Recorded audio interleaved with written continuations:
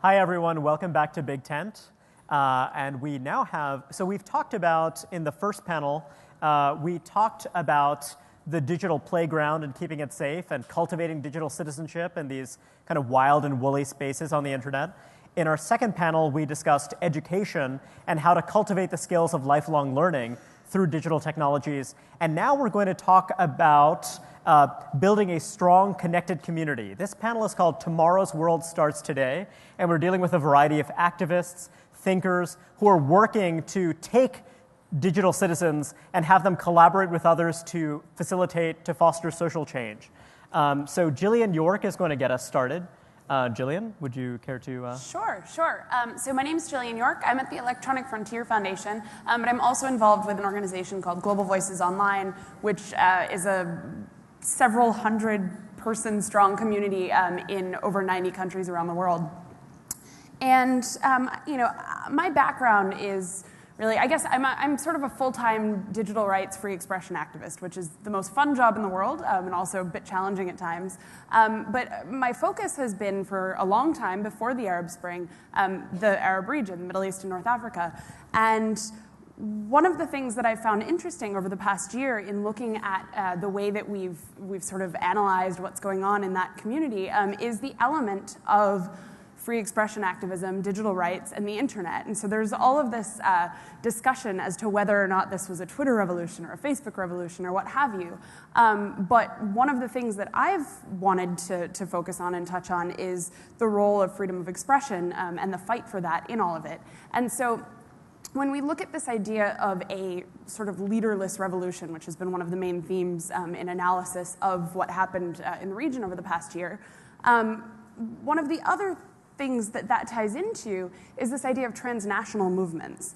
And so when I think about strong, connected communities, I mean, Global Voices is one of the first things that comes to my mind, but so is this broad, leaderless digital rights community that has really kind of grown out of the past few years, and really over the past decade, but I guess I've only been doing this for 5 years, so my vision is a bit narrow.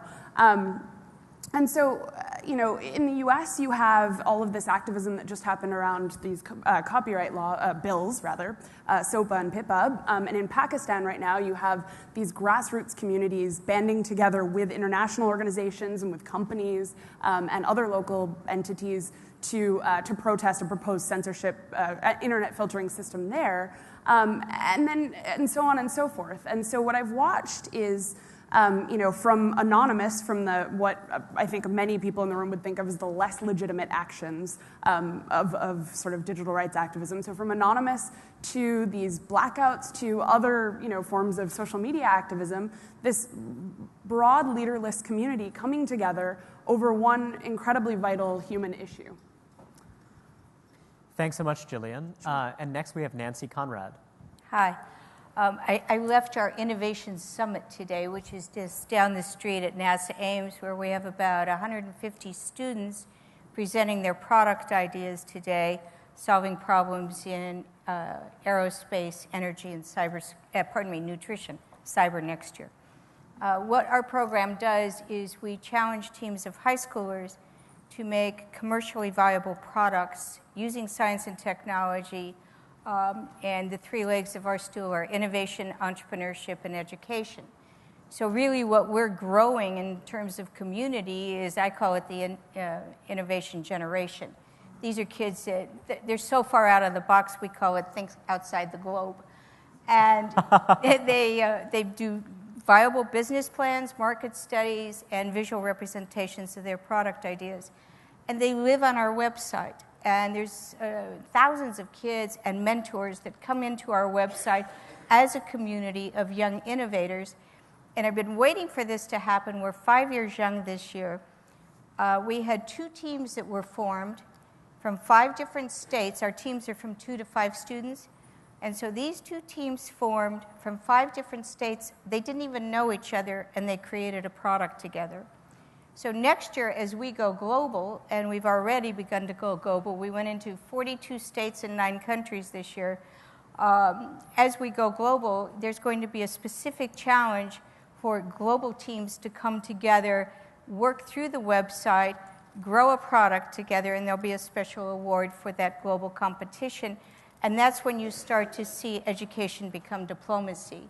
So some of these students go on to, some of them get patents, sometimes a patent isn't necessary, sometimes it is, and there's all sorts of controversy around that. But at the end of the day, what we want to be able to do is have these kids license their IP into the commercial marketplace. We don't own the IP, the students own it. All of this is really a vehicle to drive transformative education. It's student-centered. The kids are at the center of this credenza.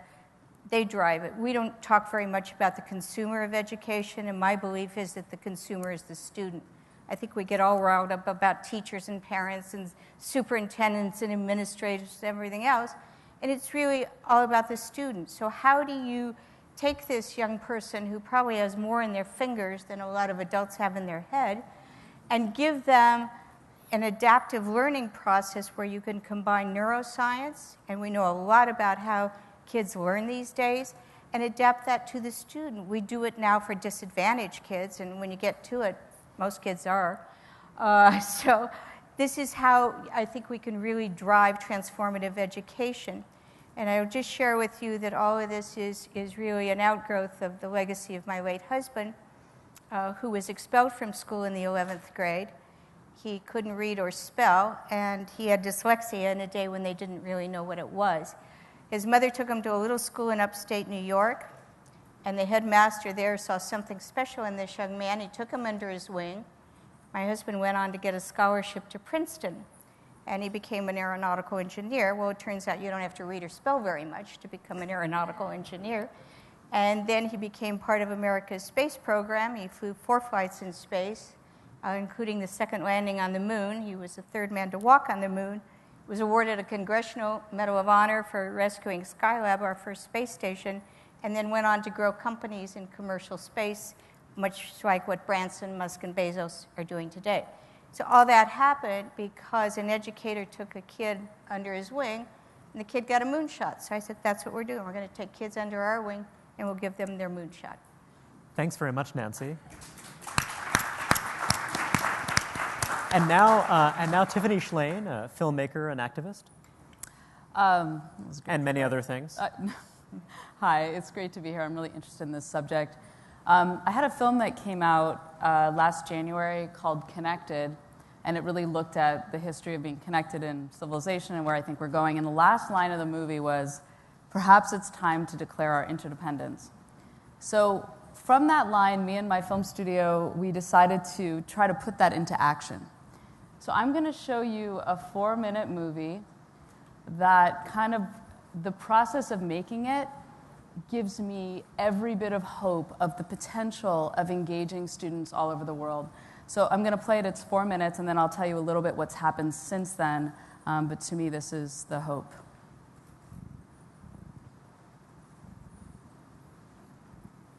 And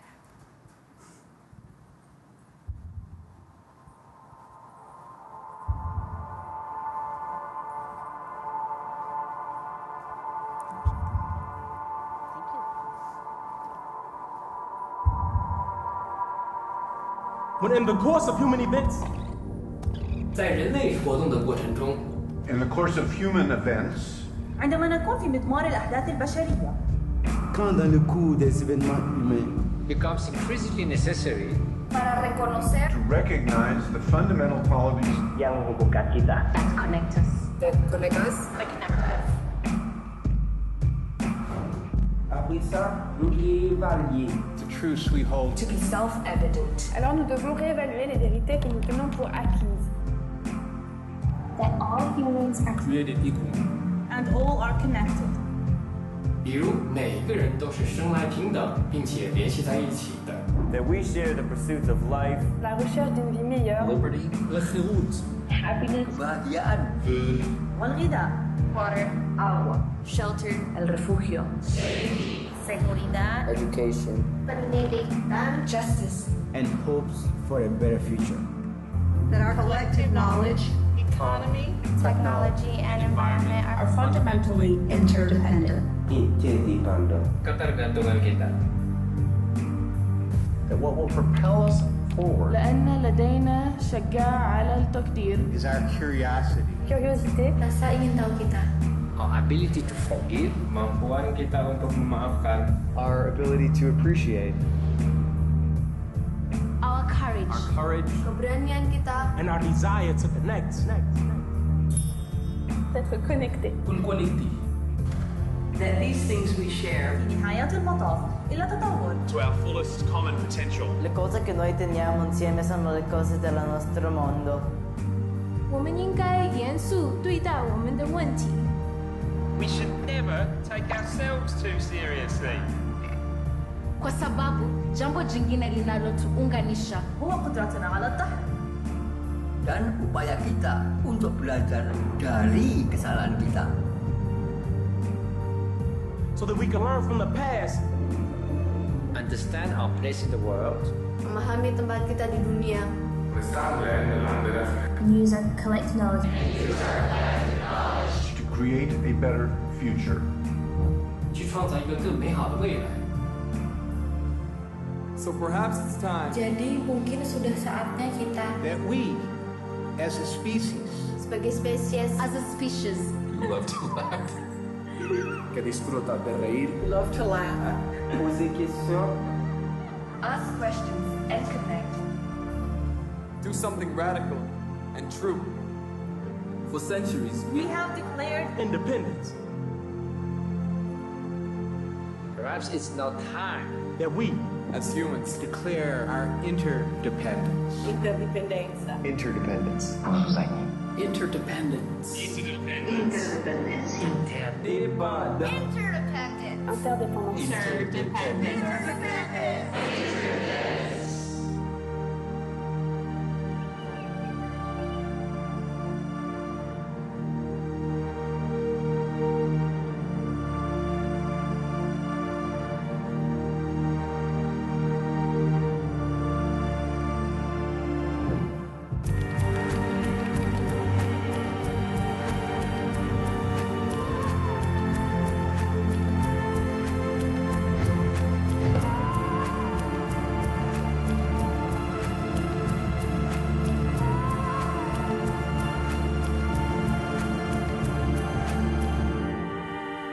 So we posted this film.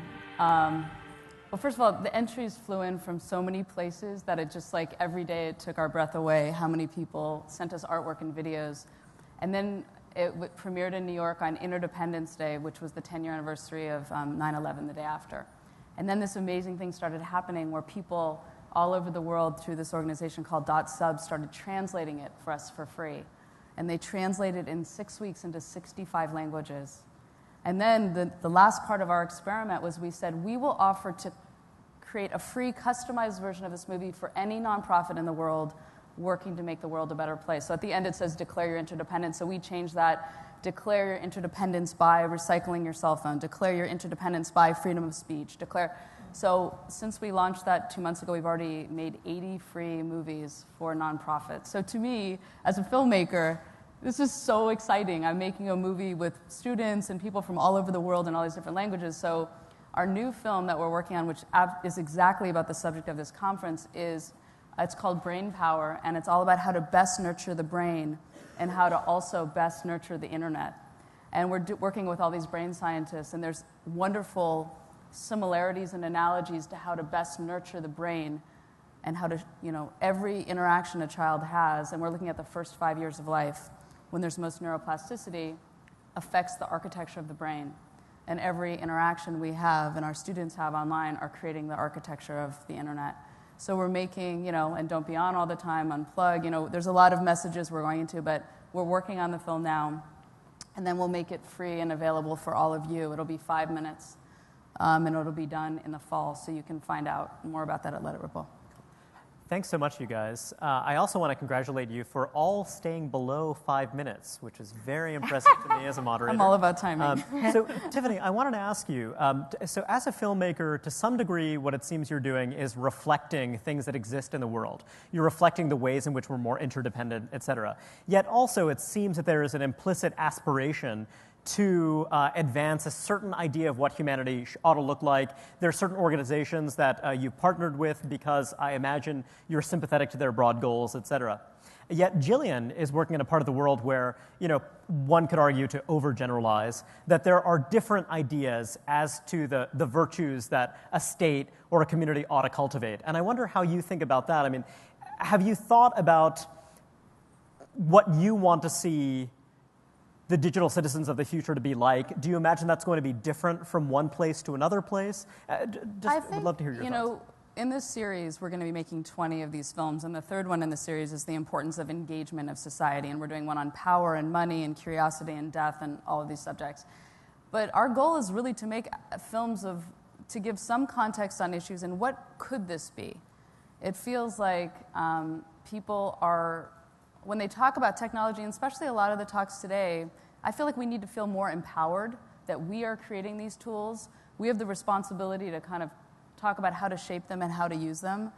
And my hope is that people are excited and empowered and have agency to become part of this conversation, code, create the tools and the products that we're using, to have more agency in the architecture of all of this technology. Jillian, given that you work in the Arab world, I mean, my sense is that there are certainly many cultural traditions in which the idea of agency, as we understand it in the Western world, is not seen as quite so attractive. And in fact, if anything, there are efforts to actually dampen one sense of independence and agency, but rather to cultivate the sense that you are embedded in a larger community and a larger network of obligations. And as someone who's done a lot of work in the Arab world, I wonder if you kind of would let us in on some of those tensions that you see. Sure. I mean, I can at least address that as it pertains to the type of work that I do. There has been a lot of, like I said before, I was talking about digital rights activism, which includes a number of different things, from privacy, free expression, et cetera. And I think that a lot of the activists who are working in that space in the region are derided, harassed, intimidated, not just by their governments, but also occasionally by other members of the community who see their activism as outside of, not just outside of the norm, but really outside of what's morally acceptable in a lot of cases. And so Tunisia right now is a very good example of this, where there's this effort to censor the internet for immoral and pornographic content. And the activists who are fighting against this on principle, not because they actually think that the content's acceptable either, but the activists fighting this on principle are really being pushed out to the sidelines and marginalized for taking that stance. And we've seen that in other places as well. And so, I think that there is a strong sense of community, and there is this strong sense that when you're pushing those boundaries, that you're taking almost sometimes a Western or an American stance, and that can be really problematic. Nancy, just to clarify, so this collaboration across national boundaries, has this already started, or is this something you intend to do in the future? Yes and yes. Got it. It has started already. We had 9 countries come into our competition this year.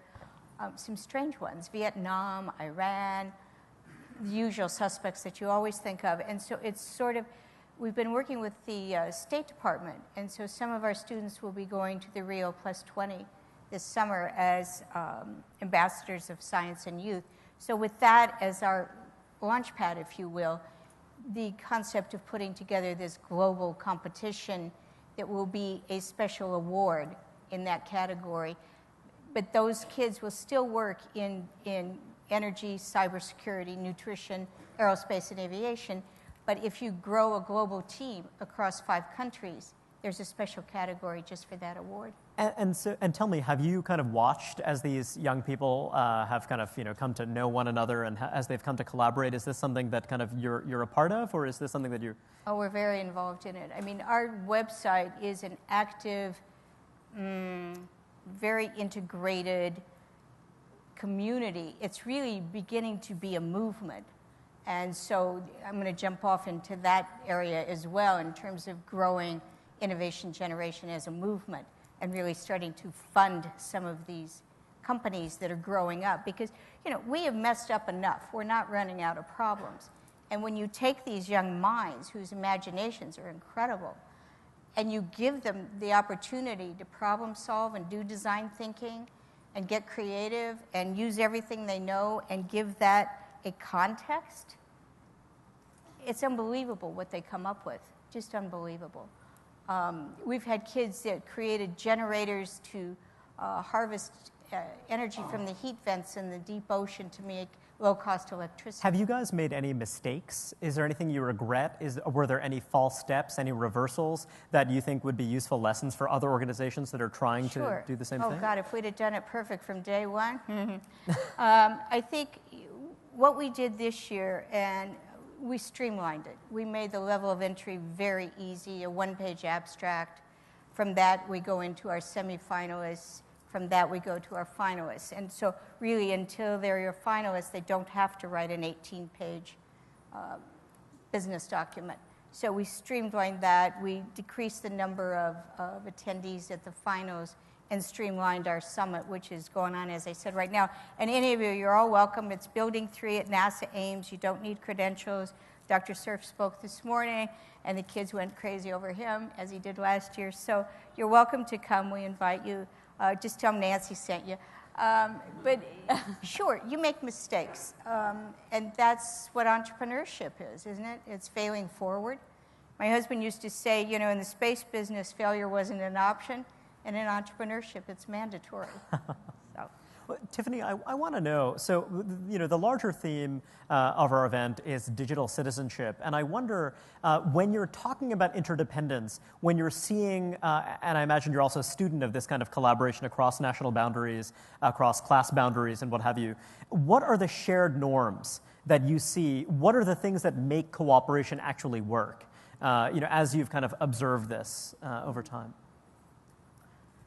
Well, the best part about the human species is we all want to be part of something. I mean, that is, you know, I explore this idea a lot in the feature film Connected, which is we want to connect. That is like the fundamental part of being human. And I feel like, I mean, in a lot of my work in the last 5 years, we've spent so long looking at what divides us, and actually I think people are ready, and I think the internet has actually shown people the way, even the terminology, the linking, and the words themselves are pointing us on how are we connected.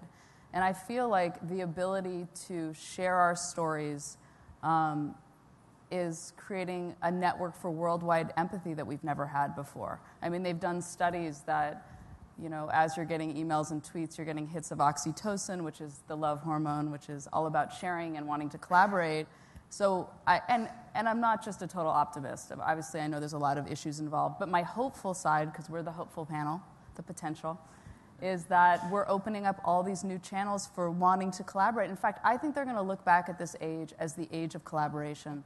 I think we're only seeing the tip of the iceberg. I mean, certainly with the University of Washington, with the AIDS DNA strand that they never could figure it out, and they put it on as an online game, and it was figured out in 10 days by online gamers. I mean, we're just at the beginning because the tools aren't completely really there for collaboration. Even as a filmmaker, when me and my team made that movie, we're cobbling together all these different things to try to do that.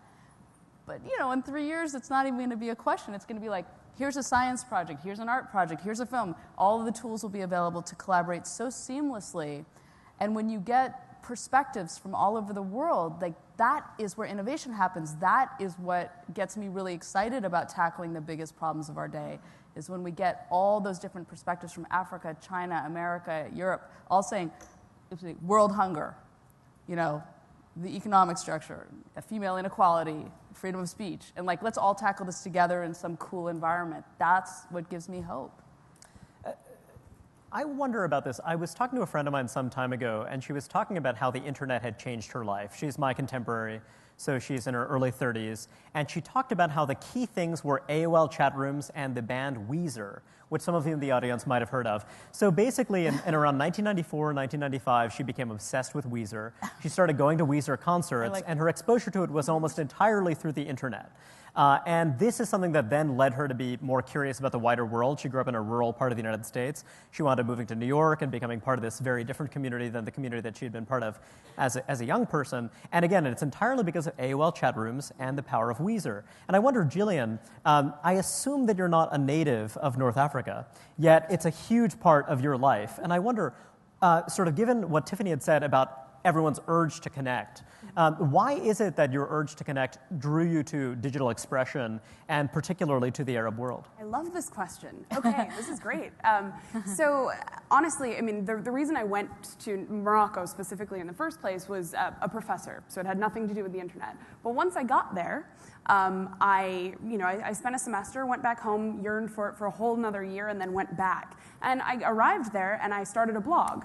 And once I started this blog in Morocco, the original purpose of it, and this was my real first public blog, the purpose was just to, send notes home to let my family and friends know what I was up to. And within a few months, I'd been contacted by Moroccan bloggers first, and then by Global Voices, which I now have been a part of for 5 years. And was invited to write for them.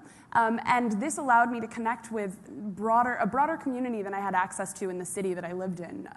And so over time, I connected with all of these different Moroccan bloggers who blogged in 3 to 4 different languages and lived not only in the country but also in the diaspora. And this led me to be able to connect with other bloggers in the region. And I've seen this happen as well. I mean, I started my blog in 2000. It's not the same one that I have now, but I started it in, I think, 2004, 2005. And now, over that period of, 8 years, I've seen the bloggers from that region of the world really band together, and not just online, but in real life. We've had these Arab bloggers summits that, and again, not Arab, blogger kind of, connected to the region, but that I've attended 2 of, partly sponsored by Global Voices. And they've brought together some of who are now some of the most prominent bloggers and activists in the region, but back then when these meetings started happening, they weren't. And so I think that this transnational learning from one another has been really incredible and has kind of created this Arab digital vanguard, so to speak. And why Morocco in the first place? Professor. It was a Moroccan professor who just kept pushing me to go. There was a study abroad program through my university, and just kind of coincidence. Nancy, I wonder, in civil society, sort of broadly conceived, it seems as though there has more recently been a vogue for what you might call for-profit social entrepreneurship. And a lot of what your organization does is it seems to be teaching young people to become entrepreneurs, to believe that they're capable of becoming entrepreneurs. Yet there are also many people in the kind of social sector who look askance at for-profit entrepreneurship and who might prefer to cultivate other kinds of collaboration. Tell me about that, those tensions. Why do you believe that for-profit entrepreneurship is a particularly good way to encourage collaboration across national boundaries, or does it just happen to be kind of where you got started? I hope I understand your question. You know what? You can take it in any direction you want. Good, because I'm going to have to go at 30,000. I'm not sure where you're going, but it's okay. We'll fly together. What we see in teaching entrepreneurship with students, and these are high schoolers, keep in mind, it's unique to even talk about entrepreneurship in high school. It's not taught. And it's really, for us, the innovation piece and the entrepreneurship tied together is contextual. So to give context to your STEM education, if you will. We're not all that hardwired about whether you make a company in 20 years or whether your product idea actually ends up in the marketplace. It has to be commercially viable to come into our competition. But what it's really there to do is to drive this transformative way of learning. So it gives context to all the stuff that you're learning in science, technology, engineering, and math. It takes it out of this cause du jour mode that we're in a lot, whether it's, it's the military kids, it's the women, it's the, makers stuff, and it's project stuff. And so this kind of just coalesces everything and says, look, there's a lot of problems. You have the ability and you have the mind where you can actually fix some of these problems. And you can collaborate with this huge community of innovators. And not only just the community of innovators, but also a huge community of mentors that live on our site. And they come out of academia, government, and industry. So it's a circle. The graybeards get to give back. And we all know that we're losing our workforce of engineers and scientists. They're getting old. And so we're trying to replenish that workforce. And we're trying to grow an innovative workforce. So I think it was Tom Friedman said, if we want more jobs, we need more Steve Jobs.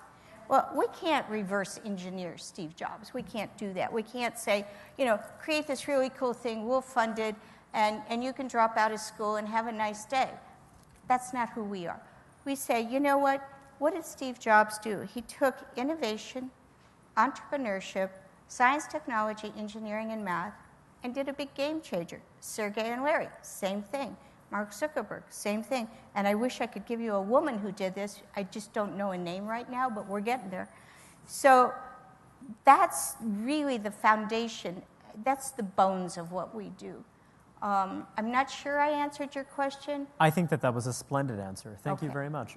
Tiffany, I wonder, so given that you've thought so much about connectedness, I wonder, just to loop back into our previous conversation, what do you think of as the right ingredients for an education for connectedness? Are there ways in which we need to train people for a more connected world? And are there particular things that you'd want to draw out if you were kind of addressing young people or thinking about how they're educated? I've definitely thought about that a lot. So the feature film Connected, we spent a lot of time on our educators edition. So we created a whole curriculum. And the film, we were super excited because the State Department does something called the American Film Showcase, where they selected 19 documentaries and they're going to take them to all the embassies all over the world. And Connected got selected, and we're going to send our educators kit. And we do think this requires a lot of thinking. We mostly want people to start talking about it. Howard Rheingold has a great new book about net literacy. Our goal with Connected and all of our films are really like, let's start talking about, obviously this is such a great committed group, you're interested, but I think a lot of people are so fearful of tech, like what's technology doing to our kids? And that's such the wrong place to come from. Socrates was worried about the written word, that it was going to, language was going to become uncontrollable and we'd lose our memory. And when I was growing up, television was going to turn my brain to mush. And I just feel like there's so much fear-based in every transformative educational system. And I didn't just say television was educational system. But I think we just come from such fear, and it's kind of normal. We do all this hand-wringing. Like, things become less fearful when you really start talking about it, and talking about it with the youth, and figuring out how they're using it in new ways, and guided by teachers. Again, it comes down to the teachers. So we've, created this educator's kit for Connected that goes very deep on a lot of this stuff. So is it fair to say that your impulse is that you shouldn't want to protect young people, shouldn't want to insulate them, but rather allow them to go out and make mistakes, and then that's part of the process of becoming connected? All this new research, and again, we're focusing specifically on the first 5 years of life, the first 2,000 days where your brain, most neuroplasticity happens, but they talk about it that you need a combination of a safe environment for play, making mistakes, curiosity, but not to be around toxic stress or things that might harm your child. So in a lot of ways, I feel like that's really applicable to adults too with the internet. Don't be on all the time. Use it for collaboration, curiosity, but don't be in toxic data and no contextual context. So it's not all about protecting kids from everything. It's creating a space for them to experiment, to be scientists, to be artists, for human expression. So I do think that there's a point of being guided, but there's a point of exploration that is very exciting that we need to nurture more. Jillian, you mentioned some fascinating stuff in your talk very briefly. You mentioned this idea of leaderless resistance or leaderless revolution, and the idea of, and sort of how transnational movements spread. And you also mentioned anonymous. And I'm kind of very curious because when I think many of us look at the Arab Spring, we tend to see these very brittle regimes that really were squelching human freedom, that were essentially police states that had been brought down in this very inspiring way. But of course, from another lens, you see a situation in which regimes that had achieved some modicum of stability, despite very difficult circumstances, suddenly crumbled with great speed. And then when you imagine these technologies of resistance, of leaderless resistance, being deployed against regimes that we might all think of as more broadly representative and more virtuous in all kinds of ways. Tell me, have you thought about that? Have you thought about how these technologies can be deployed for for bad ends rather than good ends. Yeah, absolutely. Like I said before, I think a lot of people in the room, when we think of anonymous, we think absolutely not legitimate, right? And in terms of activism... And actually, if you don't mind giving us a little bit of context, Oh. I'm not sure if everyone here is knowledgeable about anonymous. Sure. So anonymous, I guess, and I feel like this might get some pushback, but sort of broad, leaderless community that uses sometimes illegal means of activism, so called hacktivism, right? So distributed denial of service attacks, for example, where a large number of people or even a botnet come together and attack a website to bring it down, or when you hack into a website, deface it and change the content. And so we saw them around WikiLeaks, around some of the anger around the Visa and MasterCard blockade of WikiLeaks. We saw Anonymous attacking those sites. But then on the sort of flip side, we also saw them attacking Syrian government websites and using that space to teach about online safety, which was a really interesting example. And again, because it's this broad, leaderless, not really organized movement, it's always hard to say, if a person is a member of Anonymous or not, what their role is, et cetera. And so the question was, deploying against more democratic governments for the sake of brevity. This is a difficult question. I've actually chosen not to take a public stance on the legitimacy of these actions because, on a personal level, I cheered a little inside when I saw the Syrian government attacks, but not so much the ones in the US. And not because there are a number of reasons, right? But I just don't think that it's the most useful means of going after, say, Visa or MasterCard or the US government. I don't necessarily think it's the most useful means of going after the Syrian government either, but when all else is, has been tried, I understand why that direction would be gone in. And given that, that government was actually attacking their own citizens through technological means, using that as a space to educate about online safety makes sense. But so I guess, when I think about it in terms of against a democratic government, I think ultimately, tactically, I don't think it makes sense. And so there are obvious legal concerns. Not being a lawyer, I'm going to refrain from pontificating on those. But I think tactically, it just doesn't make sense to use that when there are so many other means available.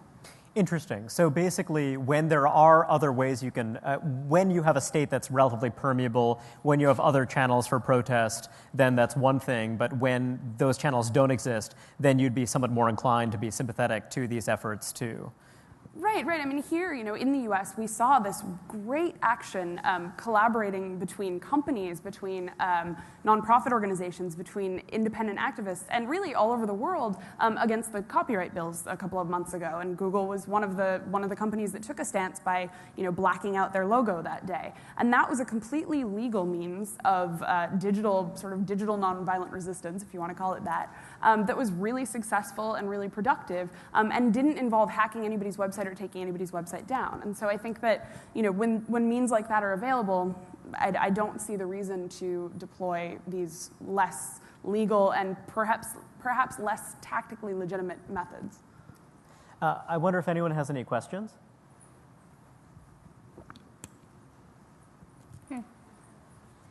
There's a gentleman in the front row.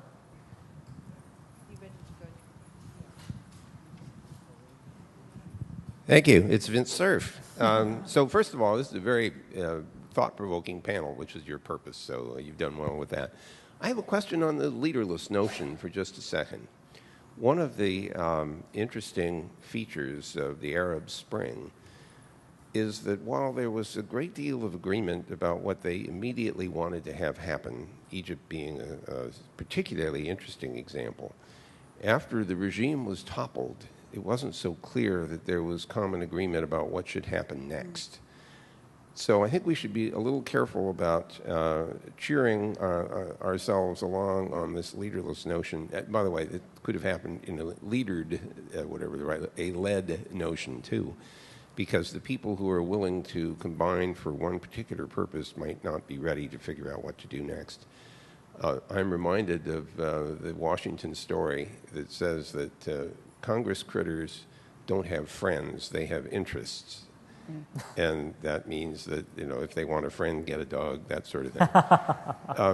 So I'm wondering how you feel about these sorts of features where people come together with common interests and then they don't quite know what to do. And now this same platform becomes a source of what's the word I'm looking for here? Centripetal or centrifugal force, where it drives people apart because they aren't able to agree. So what do you think we should? And maybe there's nothing to do, but what comes to mind as you think about that? So I think what first came to my mind is just an anecdote, which is, I'd never been to Egypt until this year, right? Fascinating, right? Talked a lot about it for somebody who'd never been. And I knew all of these bloggers in real life, and I'd met them different separate points. Probably, we're talking maybe 40 people. I'd met them all in different countries and different places. And I saw them all interacting with each other on Twitter, and I was under the assumption that a large number of these people were friends. And then I go to Cairo, and I'm out one night, literally just having drinks, and I'm listening to all of them, backtalk each other. Oh, this person's too far left, this person's too far whatever.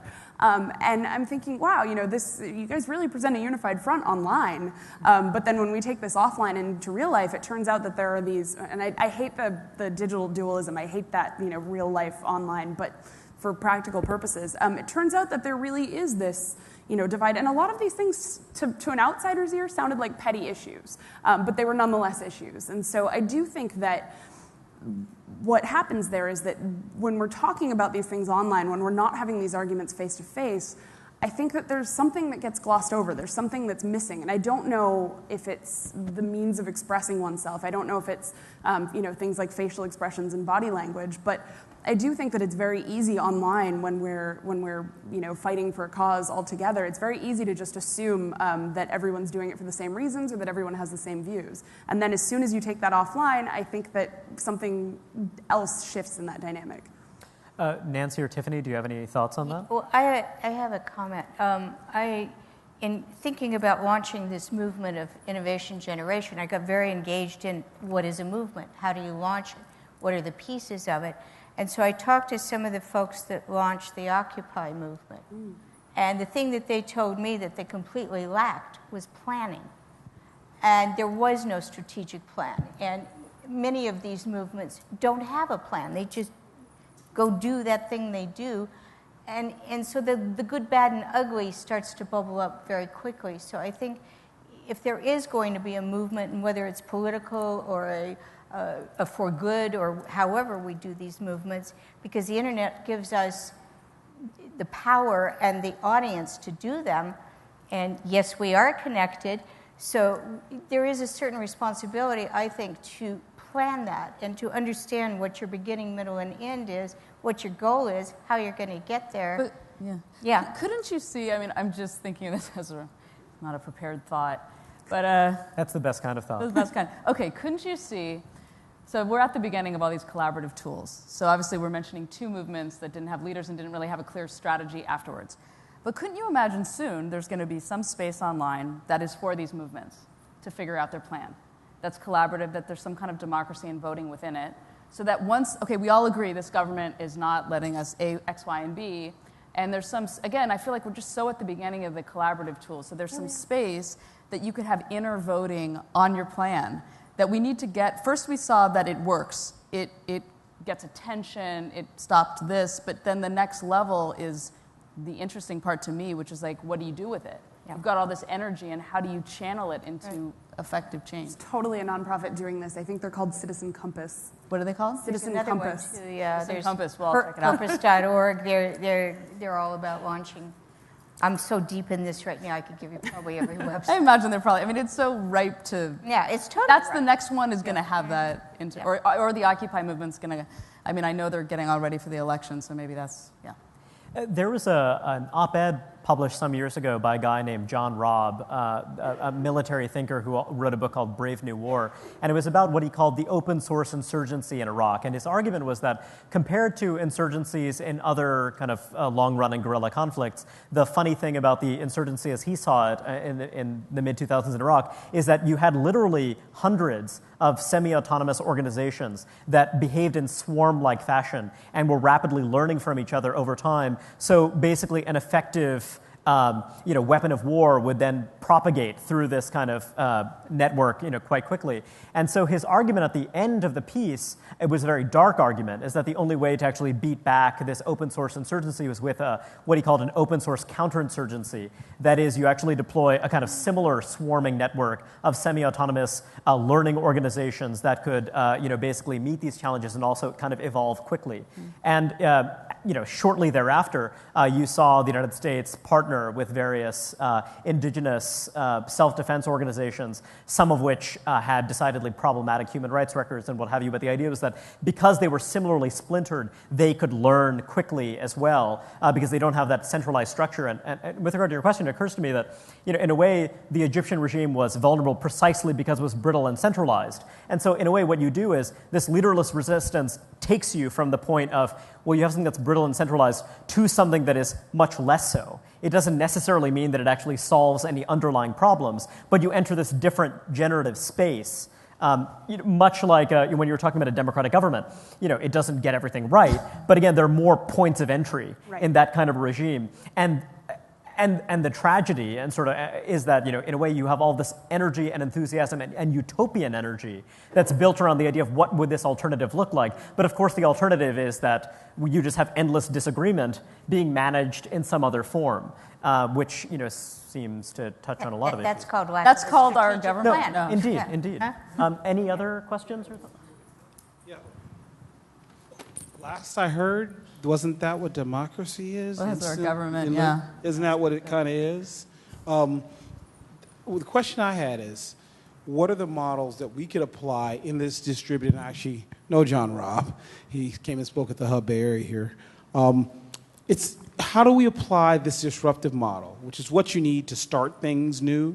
It's what startups do. That's why we have hackathons. We have workspaces where people just mix in and build stuff. How do we apply that to these very structured, systemic problems you talked about earlier? Because there are only two choices. Build a better model, they disrupt and replace all these other ones, or bring a new thing that becomes a part of the actual institutional change. Where are we at on that kind of? That's the real question people like myself are looking at it. Do we build new models or do we bring solutions to old models? That's really it. Nancy, I think you've thought about that. Can I jump into that? Oh, where angels fear to tread. What we have done with respect to education is we haven't asked permission to enter the schools. We enter primarily through students and sometimes through teachers, and we grew through collaboration. It's very unusual for a not-for-profit to collaborate with other not-for-profits. Nancy, I'm imagining you breaking down the doors and swinging through the window. Yeah, no, it didn't happen. So because we collaborated and we did have a strategic plan and we knew that we wanted to do student-centered education, we talked to our consumer. We entered the schools. Now, there's a responsibility there to enter with something that's constructive and productive and has the power really in a sidebar to transform the whole system. So I serve on all these presidents' committees on education, and I've testified in Congress and all this stuff, and everybody sits around admiring the problem. I'm bored. I'm tired of hearing it. Admiring So, the problem. yeah, so let's just fix this sucker, right? And we can fix it by the students demanding a better education, in my humble opinion. Tiffany, do you have any thoughts? Amen to that. Any other questions, you guys? There's someone in the middle here. Hi, I'm Chris Jacoby. Oh, I'm sorry. In the beginning, when Anonymous wasn't that popular, it kind of had for me the feeling of a Robin Hood and like society is getting what society deserves. But I guess being anonymous had the problem that over short or long time, their actions become less and less legitimate. And there is no way I would like to be seen on the same page as Anonymous. But the question goes, isn't something like this inevitable? Isn't that one of the problems of the communication or on the internet? And I think it also has something to do with the lack of planning, Nancy said. Yeah, I mean, I think that, I don't know if it's inevitable. I mean, I think you make a really good point, although I would point out, especially if there are folks in the audience who aren't familiar, what one person once said to me, who may or may not have been affiliated with Anonymous. He said, Anonymous is not unanimous. And I think that's a really good point, because you're going to have bad actors in any movement. There's another group that does similar things to Anonymous, equally illegal at times, but almost always in a more sort of for the common good way, Telecomics, and they're a European group, and they've mostly focused their efforts on Syria and Tunisia, and mostly in a way that is, providing education. Again, they're still, in certain cases, committing illegal acts, but so is a lot of nonviolence movements. So yeah, I mean, I guess what I would say to that is, if you're going to have this any sort of decentralized movement, that whether it takes place online or offline, but particularly if it takes place online, because there are so many more issues of identity and identification, then yeah, certainly you could absolutely always have bad actors involved. And it just becomes, how do you vet people? How do you bring them in? Do you centralize, or do you just find another means? And I don't know what the answer to that is yet. And I certainly don't like I don't mean in the US, but the proposed government answers to this are often to require identification to go online. And I don't see that as the solution. I recall having read an essay some time ago about a Darwinian interpretation of modernity. And the core argument of the essay was that as you move from kin-based social networks to non-kin-based social networks, there's a larger change in the texture of social life. And the basic idea is that, and again, this is a somewhat crude rendering of the argument, but the idea is that in a kin-based social network, you basically have this kind of mutual surveillance in which we're all interested in our extended genetic fitness. So basically, you're judging your cousin or your sibling or kind of what have you based on whether or not they're advancing the interests of the larger group. Whereas when you go into these non-kin-based environments, there's this greater anonymity. That's one aspect of it. And also there's a way in which the habits and expectations that govern your life are very different, because again, it's no longer about, well, are you successfully reproducing, or are you contributing to the well-being of the kinship group? Rather, it's about kind of other broader objectives that one might have. And I wonder, when you think about the kind of digital collaboration that you kind of cover in your films, Tiffany, in a way, you're talking about people who are actually so extended, the relationships become so extended that some of that shunning, that shame, that surveillance that governs relationships between people who share a cultural context is not really operative. So I wonder, just to play devil's advocate for a moment, and you as the optimist, do you see that as potentially dangerous? Because again, the only way you can shame someone is if you share a cultural context with them. And that's the way that you're able to say, hey, that's bad behavior. It's interesting. So as someone that's a big advocate and have been most of my life for technology, about a year ago I was feeling like it was overwhelming my brain. And I started with my family doing technology Shabbats, which one day a week, we're Jewish, so Friday night we light the candles and we turn everything off for 24 hours with our kids. And it's totally changed my life. And I've been trying to share this with everyone because it's made me feel more grounded and centered, a better mother. I'm just feeling like it resets me every week to know that I have this one day off. And it's interesting when you're saying shaming, because I've been trying to get everyone to try it. You don't have to be Jewish, try it. I tried it. It's cool. It's amazing. It's awesome. It's a very old idea. I think we need it now more than ever. Yeah. And it's funny, I was talking to someone and they're like, are you shaming me to get offline all the time? And I'm like, no, I feel like when you've read a good book and you want to share it, I'm like, this thing has changed my life. I feel like I know I get this one day in the garden and not online, and it's really wonderful. But it's interesting how... That person used this word because I so don't want to come from that place. But I think you're speaking to this thing that I really feel like is important. Like, nothing replaces the community, your family, the people-to-people connection. That'll never go away. And that's actually one of my concerns, and I'm sure it's the teacher's concern, is like, what's that balance of using all these tools for the great potential, but don't use it to the point where you get so far away from some of these things that we're talking about.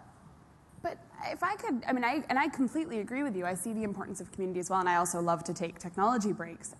But from my personal experience as a kind of digital native, I've found that with my work, and I travel a lot, I mean, literally every other week, I have made these connections to people that I would not have met without the internet, who live in other cities, who've become that family for me because I'm always on the road. And so it's great to be able to have. Yeah, it's not just, I have made such good friends from people over Twitter where I finally meet them in person and we give each other the biggest hug because we've been admiring each other's links for like years. So I feel so connected to them because we have common interests. So it doesn't take away from that. Yeah. But I guess I don't think anything, all these technological changes, whether it was the book or television, all these things, like nothing will also replace the kind of personal contact. Although perhaps the answer is that within a generation or two, we will culturally connect more to the point where that kinship link happens through these broader communities and not just a thought, a very poorly formed one.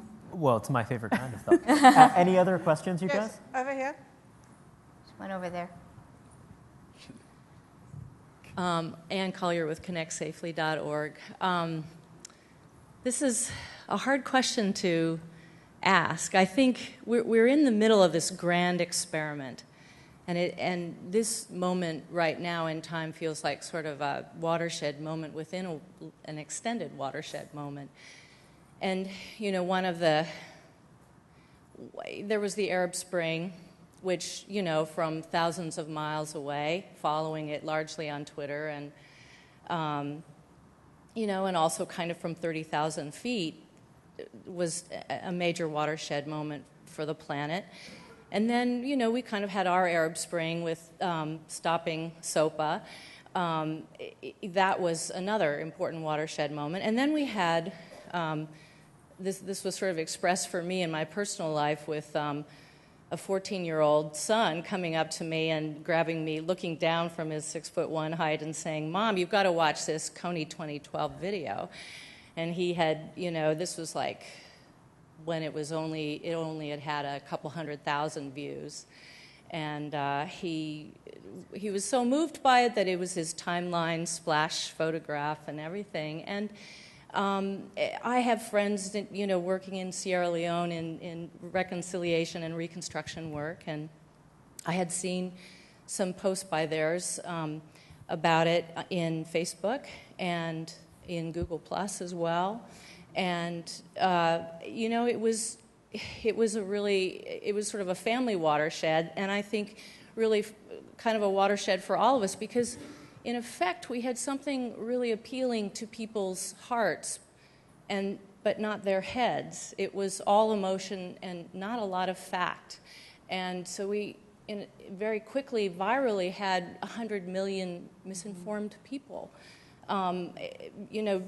hearing a very sort of colonialist perspective about a place where, a lot of good reconstruction work had happened, and the video was talking about a white family, and it was talking about something 6 years past, and as well as a decade or two past. So to me, that was a real problem. We have viral social good, but all of a sudden we had this reality check where we have viral misinformation. But look at how quickly it got correct. I mean, that was a fascinating, especially as a filmmaker. I mean, I was fascinated on like so many levels. I'm still unpacking it because the guy had a breakdown. Yeah. Also, I mean, first of all, I felt like he was not the right message. What an awful correction. Right, but the correction, but that to me is why I love the web.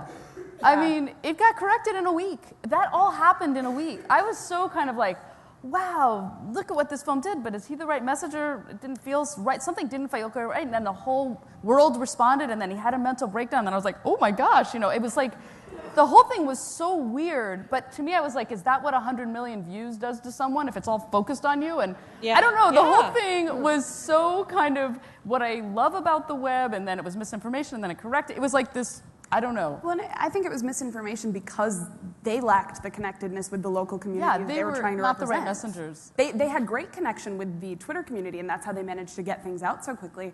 But from all I understand about this organization is that they lacked connectivity with local Ugandans on the ground, and that's why their message was not successful. But it got destroyed within a week. I mean, it got... it vaporized. It got reversed, but to great tragedy for that family, and maybe for that extended community as well. So the question is, do we just let it play out? Is that humanity's solution? You know, I feel like... Thanks very much.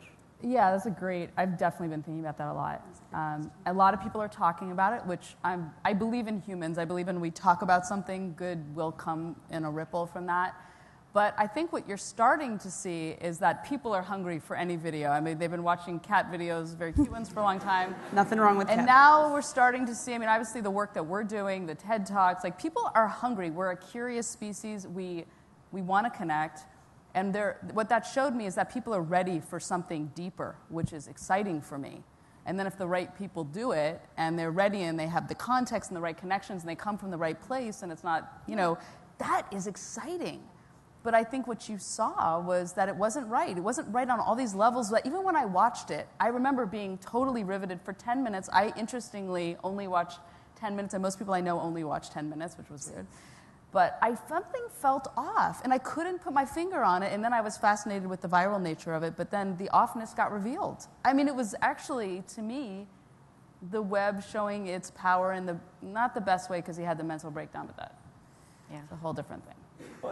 And do you guys have any closing thoughts as well? Because we should probably wrap up soon. Nancy? I don't know that. I just keep the three words. I mean, we have a tremendous responsibility in having this tremendous resource at our fingertips. So authenticity comes to mind, and the responsibility to be authentic and to use this tool in good and productive ways. I think we have a huge responsibility to do that. Having said that, you know, I'm a recovering optimist, so I totally understand that everything is good, bad, and ugly, and there's no perfection in any of these things. But I think what's so exciting as I look at the youth that are driving the future now, and they're sort of in the vapors of the millennials, there's some awesome stuff going on. So I tend to focus on that because that excites me and it gets me up every morning. And I guess I'll just, you know, you said something wonderful about entrepreneurship in the beginning and about how it's making mistakes. And I think that, you know, if we look at Kony and we look at these other movements that have failed in some way, or if not wholly, it's basically, you know, it's the same kind of thing as entrepreneurship. Sure. It's making these mistakes, and then the wonderful thing about the internet, to connect back to what you said, is that it's self-correcting through connectivity. It's that connectivity that allows the internet to be corrective. Right. Thanks so much, you guys. Thank you. Thank you.